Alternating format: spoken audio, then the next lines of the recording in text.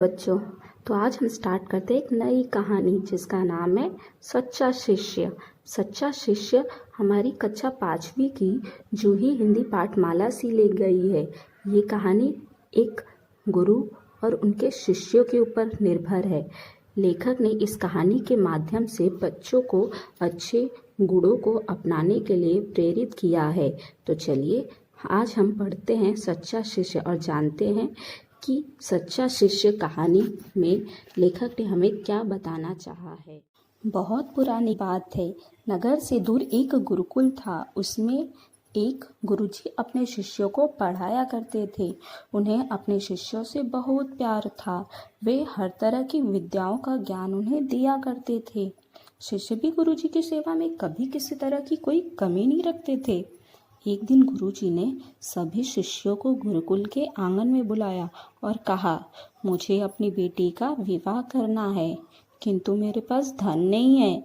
यह सुनकर धनी परिवार के शिष्यों ने धन लाने का प्रस्ताव रखा कि गुरुजी हम अपने घरों से धन लाएंगे। किंतु गुरुजी ने कहा, यदि तुम अपने माता पिता से धन मांगकर लाओगे तो वो मुझे लालची समझेंगे।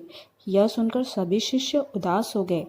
कुछ देर शांत रहने के बाद गुरुजी ने कहा, तुम सभी अपने घर से कुछ न कुछ ला सकते हो, पर इस बात का ध्यान रखना कि तुम्हें कोई नहीं देखे तुम क्या ला रहे हो। सभी शिष्यों को यह सुझाव बहुत पसंद आया। जल्दी ही शिष्य अपने अपने घरों से कुछ न कुछ लाने लगे। गुरुजी सारे सामान को एक कमरे में इकट्ठा करने लगे। उन शिष्यों में से एक शिष्य ऐसा भी था जो कुछ नहीं ला सका। गुरुजी ने इससे उसका कारण पूछा तो वह बोला, गुरुजी मैं बहुत सी चीज़ें ला सकता था, लेकिन आपने कहा था कि कोई भी तुम्हें देखे नहीं तुम क्या ला रहे हो। मैंने बहुत कोशिश की पर मुझे ऐसा मौका नहीं मिला जब कोई मुझे न देख रहा हो। गुरुजी ने आश्चर्य प्रकट करते हुए कहा, भला ऐसे कैसे हो सकता है? हर किसी को कभी न कभी अकेले रहने का मौका तो मिलता ही है। शिष्य बोला, गुरुजी आप ठीक कह रहे हैं, पर वहाँ चाहे कोई और हो या ना हो, लेकिन मैं स्वयं तो वहाँ रहूँगा, इसलिए मैं तो अपने अच्छे बुरे कार्यों को देखूंगा ही। शिष्य का उत्तर सुनकर गुरुजी गदगद हो उठे। गदगद हो उठे मतलब बहुत खुश हो गए। उन्होंने उसे गले से लगा लिया और कहा, तुम ही मेरे सच्चे शिष्य हो। तुमने अपने चरित्र की दृढ़ता का सच्चा प्रमाण दिया है। मुझे किसी धन या वस्तु की जरूरत नहीं थी। मैं तो तुम लोगों की परीक्षा ले रहा था। मैं एक ऐसे शिष्य की खोज कर रहा था जो सत्यवान सच्चरित्र हो। आज मुझे वह मिल गया है। गुरुजी ने थोड़ा रुककर अपने शिष्यों को समझाते हुए कहा, यदि आप कुछ बुरा या गलत काम करते समय यह सोचकर कि हमें कोई देख रहा है या नहीं देख रहा है तो ये गलत होगा। कोई देखे या ना देखे, हमारा मन हमेशा देखता है, हमेशा हमारे साथ रहता है। तो बच्चों, हमने ये कहानी में ये देखा कि किस प्रकार गुरुजी ने अपने शिष्यों की परीक्षा लेने के लिए सोचा। उन्होंने अपने शिष्यों को ये कहा कि मुझे मेरी बेटी का विवाह करना है, लेकिन मेरे पास धन नहीं है। ये बात सुनकर सभी शिष्यों ने उनके सामने धन लाने का प्रस्ताव रखा।